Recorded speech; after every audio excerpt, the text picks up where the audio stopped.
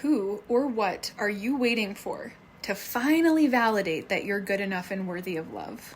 Is it, oh, once I lose that 20 pounds, then I'll be good enough. Once I get that partner, then I'll be worthy of love, and that'll prove it.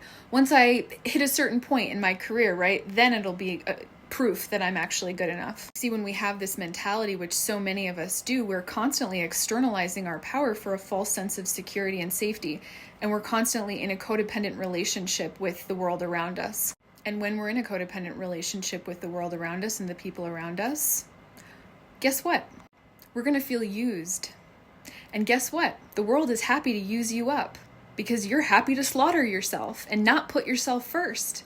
Nobody in this world is going to put you first unless you say, hey, in my kingdom, I make sure that my needs get met. And guess what? My sense of self-worth is not dependent upon external circumstances or external people validating that.